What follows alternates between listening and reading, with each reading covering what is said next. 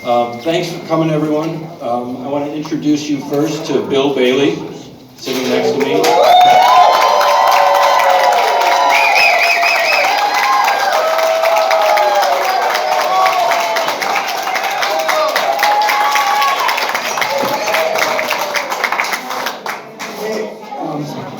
Thanks, everybody.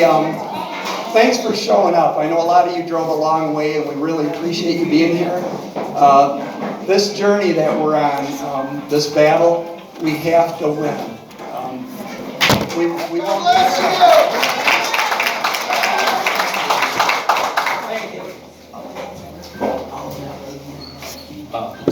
So Bill is the plaintiff in our case, and truly without Bill, we would not have got as far as we've got in this case. And it's quite remarkable how far we've come. No matter what anyone tells you, I want people to understand that on December 6th, we obtained forensic images of the Dominion voting system in Antrim County. And from that time, we have spent an exhaustive amount of time studying those forensic images so that we can understand how this system works and how your votes are tabulated and later counted. And that's important to understand, that your votes initially are simply tabulated at a tabulator and counted later. So no matter what anyone tells you, I want you to understand that the work that has gone into this case has been extensive, and it hasn't, it's only been, 6 months that we've looked at this, and we are doing work that government agencies should be doing, and would be doing work.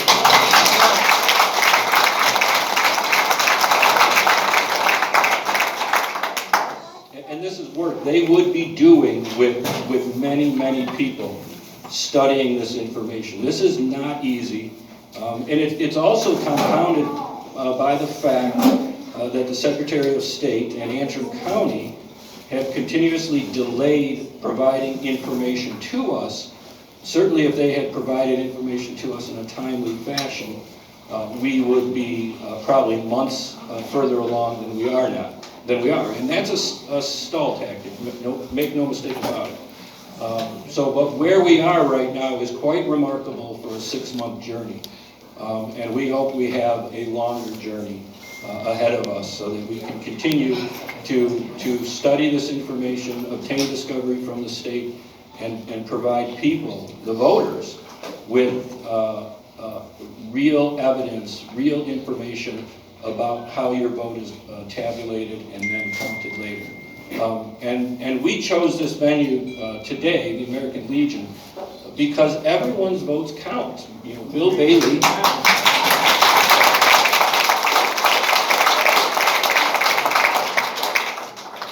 Bailey noticed something happened on election day, and he's a true patriot for bringing that to the attention of people. But everyone's vote counts in this country, and it should be counted not incorrectly but correctly, and we want to ensure that happens. And we want people to understand this is not in any way a political issue for us. Bill and I were not associated with any campaign or any political figures. This is something we undertook in order to bring the truth to people so that people could understand exactly what happened on November 3rd. And again, this place we chose here today because votes should count. This is our veterans. Our veterans' vote should count, correct? Right.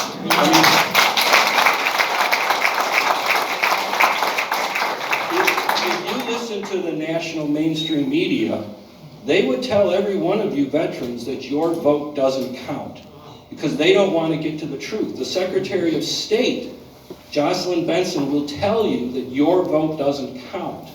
The Antrim County Clerk will tell you that your vote doesn't count. In fact, that's a significant issue in our case. On November 4th, the day after the election, 3 votes were destroyed in Central Lake Township in Antrim County. You may not know this, but that's something that concerns my client, Bill Bailey. They were destroyed in the tabulation process. And the Antrim County Clerk declared, don't worry about it. It's fine. So we're trying to get to the bottom of that to ensure that everyone's votes count. But I'll tell you what we found in the process, what we've discovered through studying forensic images. The most important thing I want to tell you today is that Jocelyn Benson has lied to everyone in the state of Michigan. And she has violated the law. She came out early in December and declared that what happened in Antrim County was human error. And she declared that this is the safest election in the history of our country. Those statements are knowingly false. In our case, we asked the Secretary of State to produce to us a copy of the source code for the Dominion voting system. Under state law, she is required to hold a copy of that source code in trust. And we just learned just the other day when she responded to discovery requests to us on Friday, we learned that she does not hold it in trust. She holds it somewhere else in California through another company. Now, the Michigan election law requires that she maintains the source code, and that's important because the source code is how the machines are prepared, how the programming is done within the machine. Source code testing is actually essential to a secure election to be free from fraud. That's why she's required to maintain the source code in trust. The Michigan Security Advisory Commission, on page 10 of their handbook, suggests that she performs source code security audits or penetration testing on frequent, regular basis, at a minimum annually. In other words, she's supposed to test this source code for vulnerabilities. That's her job. That's not our job. But that's what we've been doing over the last 6 months. We've been testing the code for vulnerabilities and exposing those vulnerabilities so that people can understand how the code actually works. She has done none of this because, as she admits on Friday, she has no control over the source code. She actually directed us to go talk to another company that maintains that. That means she's not doing any security testing. We also asked her another couple of important questions, and we asked her to describe to us how the voting system works across the state. And for 3 questions that were similar in ways, but also different, she responded, she doesn't know. She doesn't know how the voting systems work. She doesn't know how the source code works. She doesn't know how the programming works. She doesn't know how votes are tabulated or counted. And that's her job. She is the Secretary of State, the chief enforcement officer in our state for election integrity. And she simply doesn't know and could not answer those questions. Rather, she directed us to the manufacturer. Now understand this. What I mean by that, when I say she directed us to the manufacturer, is no one in her entire Secretary of State department could answer the question. Okay? No one in the Secretary of State's office knows how this system works. That's awful. And yet they've deployed it upon everyone in the state. But more important, back in December, on December 14th, she came out with a press release again, stated that what happened in Antrim County was human error and that this was the safest election in the country's history. Now I ask you, how would she know that if she doesn't know how the system works?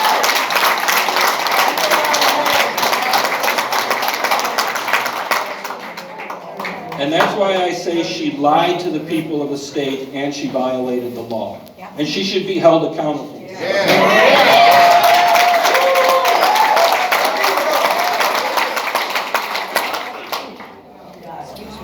Now, we found some pretty explosive information over the last couple of months. And I want to play for you 2 videos right now. What these videos show you is that we are able to flip votes. My team is able to flip votes at the tabulator level. Where you go vote in your precinct, when you put ballots in that machine scans your ballot. And it's simply that. It's simply a scanner, and it converts that ballot into a digital image. Digital images can be manipulated. So, in the normal election process, if you had no fraud involved, that's a big if, but if you had no fraud, your ballot would go into that tabulator, be counted at that point, and an election tape would be printed out that shows the results of the election. Your canvassing board will then look at that tape, compare that tape to the poll book to see how many people came in to vote. If those numbers match up, they certify the election. If you can flip votes at that tabulator, meaning your paper ballots are different from that printout, no one will ever know that the fraud occurred.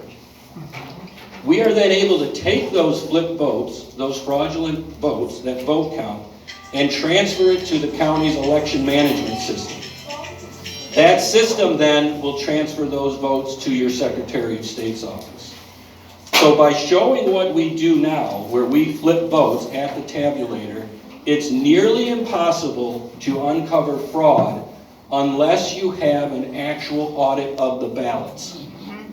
So we're going to show you 2 videos right now of what we've been able to do.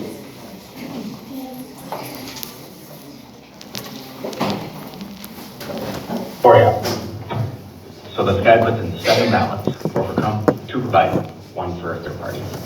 Okay, we finished our election. We've done 7, so now we're going to close the polls. I'm going to show you how easily these machines were manipulated and how they can spot them. What we see is Joe Biden got 4, Donald Trump got 2, and Joe Jorgensen got 1. So you'll notice Biden and Trump votes are swapped. In the presidential race, what you notice now is Joe Biden has 4, Donald Trump has 2, Joe Jorgensen has 1. It's swapped. Electoral race. Keep your eyes on Arizona, Michigan, and New Hampshire. The truth is coming. Well, legal.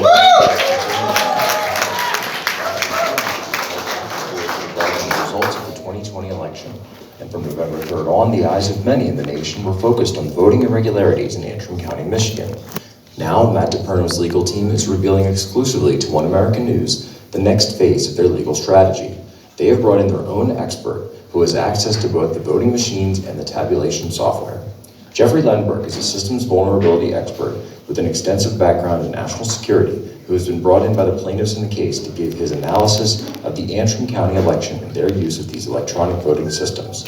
Here's what Lenberg showed us. So this first ballot is for Jorgensen. Yeah, this ballot is for Biden.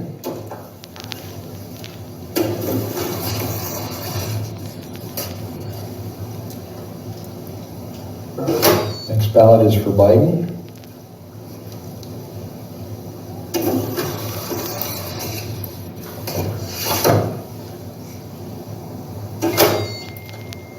Next ballot is for Trump.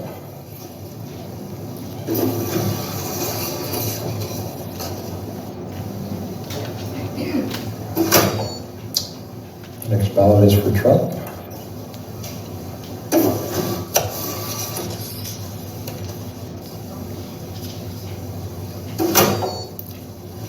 Next ballot is for Trump.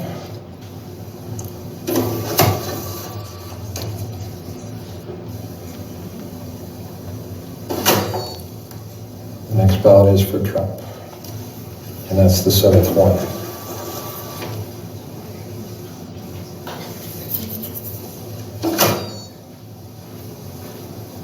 Okay, we finished our election. We've done 7, so now we're going to close the polls. So close poll.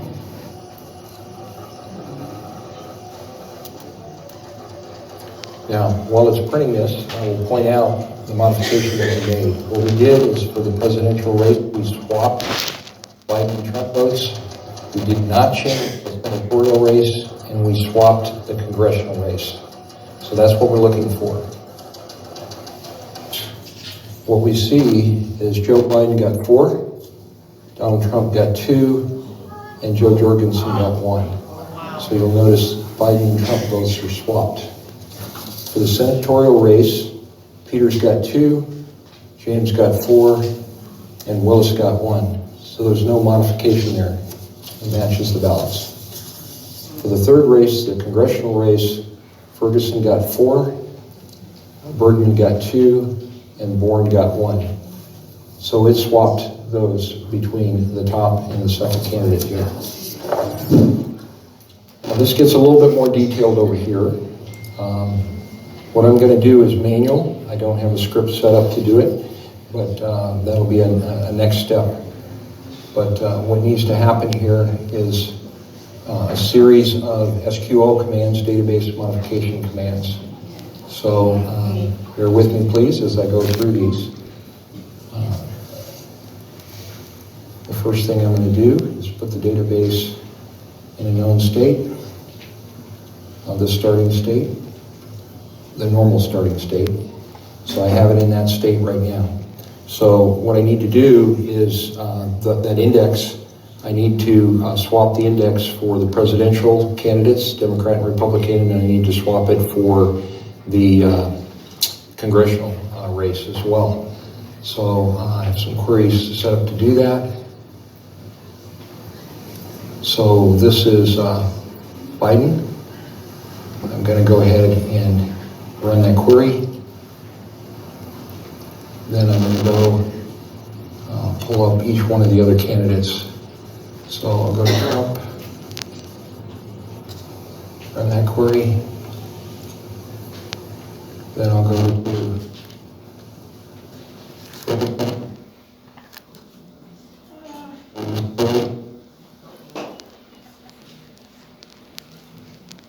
I'll go to Bergman, and then run that query. Okay, so what I've done now is in the database over here, I've done the matching swap to what we did on the card here. And so now we can go back and read in the results.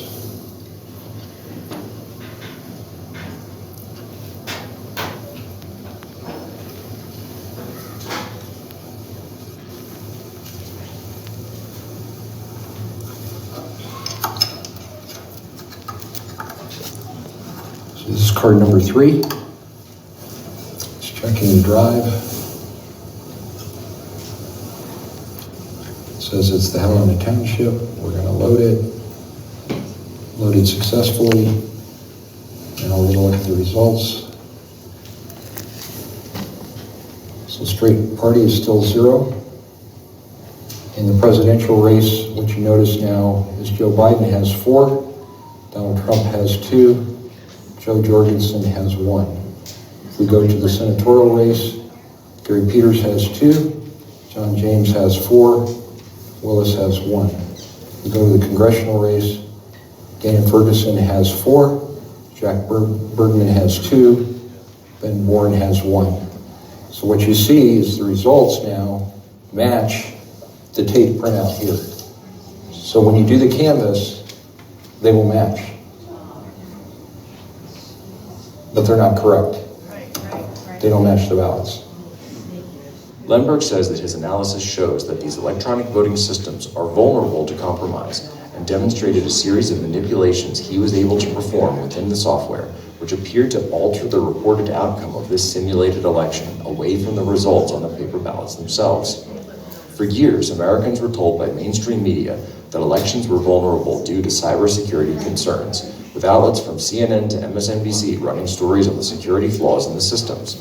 HBO has broadcast 2 documentaries on the subject, called Hacking Democracy and Kill Chain, the Cyber War on America's Systems. For now, One American News will continue to cover the story as it unfolds in Antrim County and across the nation.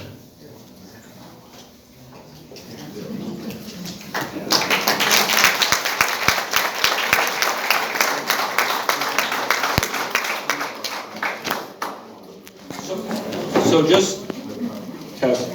just so everyone understands, what we did was put 7 ballots in that tabulator. 4 marked for Donald Trump, 2 for Joe Biden, and 1 for Jorgensen, the third-party candidate. And we were able to show that at that tabulator level, we could flip the votes. And in the results of that, Joe Biden got 4 votes, Donald Trump got 2, Jorgensen got 1. That's how your votes are calculated. And we can do that up ballot, down ballot, anywhere we want. We can affect your school board elections. We can affect state proposals. We can affect constitutional amendments. We can do senatorial races, the trustee races across the state, judges races. As long as someone has access to that EMS system, we can flip votes. Now you're going to ask, how can we do that? We've got a little criticism from that video. 2 main criticisms. What we've been accused of somehow implanting something on that system in order to do what we did. And I can assure you we did none of that. What we used was what was provided to us on the system. And what is on that system is a program called Microsoft SQL Database Management Software. It should not be there. It is not certified by the Election Commission, and it decertifies that machine and the election. But we were able to use that because once you're able to access that system, that program, you can go directly into the database management of your county and flip votes. Presumably, you can do it locally or remotely if you have an internet connection. The second criticism that we have seen is that they've said, oh, you just have a guy standing there in front of a tabulator connected to a laptop. That's because people don't understand forensic imaging. That laptop is not just a laptop. That laptop is the forensic image of the Antrim County election management system. It's fully bootable, and we have it and are able to boot it up on a laptop and show you exactly how those votes transfer from the tabulator, which represents your local precinct, to the county EMS, which sits there on the laptop. So any of that criticism is completely 100% debunked.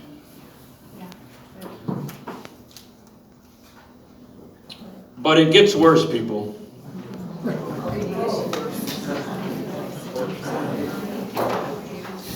We can see by studying the actual forensic images, and based on a review of the Antrim County results files, indicates duplicate matching ballot indexes, which is evidence of ballot stuffing and fraud. So what does that mean? That means that we can see evidence right now, and we're still studying this, to show that there are the same ballots run into the system more than once, repeatedly. We've also seen that in Antrim County, there's 1,060 votes that showed up in the hand recount that do not appear in the Secretary of State's database. That's 1,060 potential fraudulent phantom votes. We've also done a study that shows that in Antrim County, across the precincts, nearly 100% of people aged 65 to 80 voted. 100%. And we've also shown that 20% of mail-in ballots were sent to P.O. boxes in Antrim County. That is not permitted so long as people have an actual physical address. And we can see within the big database that they do. That means no one, 20% in Antrim County should not be receiving ballots to a P.O. box. It is just another indication of fraud.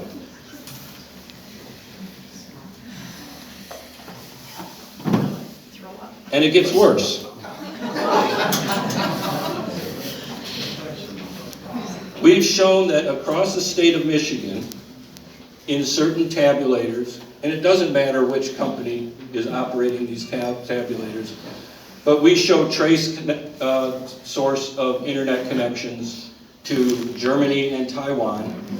We also see actual modems installed in some of these tabulators when we've been told for so long that there are no modems installed and that there are no internet connections.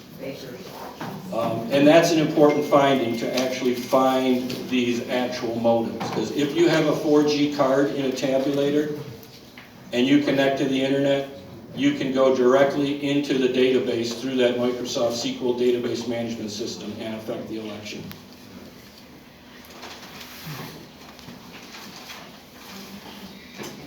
And I'll tell you something we discovered this weekend. We can now show that after the election is done, someone, anyone really, who has access to those tabulators can reopen the election, run more ballots through the tabulator, print off a new tabulator tape with the new ballots, and backdate that tape to November 3rd. Anytime. The Philippines have the same issue. You can do that at any time. Now that directly affects the way our counties canvass. Remember, the way canvassing works, you look at that tabulator tape, compare it to your poll books and the EMS. If the number of voters match on that tabulator tape compared to the poll book, they will certify your election. But to be able to discover that someone can re-enter that tabulator, run another election after the election day by stuffing ballots.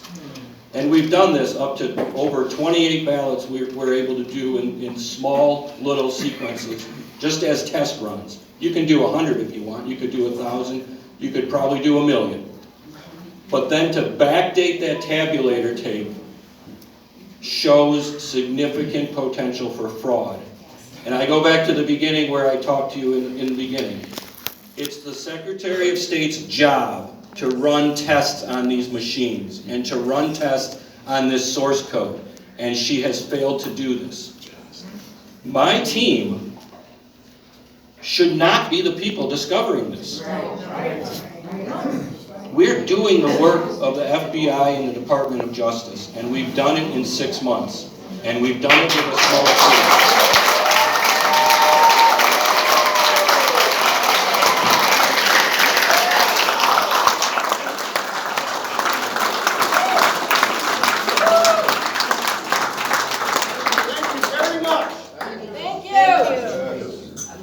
So what we're wanting to do today, I want everyone to understand something else. In 2018, the people in this state voted on a new constitutional amendment. Yes. That constitutional amendment states that any voter has the right to audit a statewide election.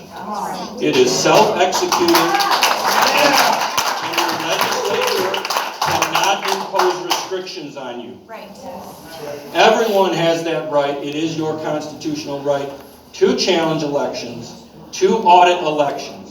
And audit means something important in our vernacular. Audit does not mean we selectively go across the state, as the Secretary of State claims she did. She actually says that she conducted 250 audits across the state. She did not do that. She selectively cherry-picked 18,000 ballots and looked at them. That's all that's happened. Audit is an important word. It means going in and looking at the ballots, making sure they're the correct ballots, printed from the correct place, that absentee ballots have the correct fold in the correct place, that they're not printed off of a laser printer, that signatures match. Audit means a whole lot more than just taking a look at something and declaring it fine. That didn't happen in our elections.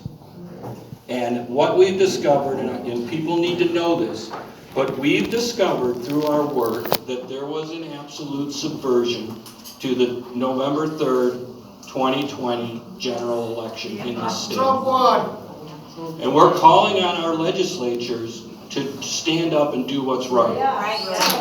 We're asking them to conduct a statewide audit at this point. We have enough information, we've given them enough data and information for them to have the courage now to stand up and call for a state audit. This is entirely within their power, within the Senate. They can do that. We've seen it happen in other states. You see it happen in Maricopa, and it needs to happen in the state of Michigan.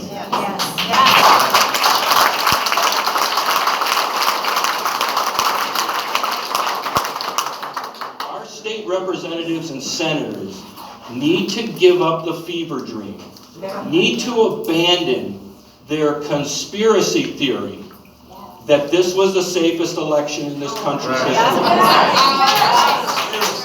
We have entirely debunked that defense. What they did was unlawful, and people need to be held accountable. Unfortunately, in our state, the people who holds them accountable is your attorney, Dana Nessel, and she's currently defending the Secretary of State in our case. If that doesn't scream of a conflict of interest, I don't know what does. Now, I got off the phone with John Roth's office this morning, and I asked him that exact question about the authority of the legislature and citizens to call for an audit. And if you could just, I hate to interrupt, but if you could just speak to this, because I was told by John Roth's office, who's our representative here from Grand Traverse County, that the legislature has no authority to do what you just said that they did. The legislature has authority to subpoena any county they want and bring forth those ballots. They can conduct a statewide investigation if they want. They can conduct a countywide investigation. They are senators after all. Right. They were elected in this state to do that.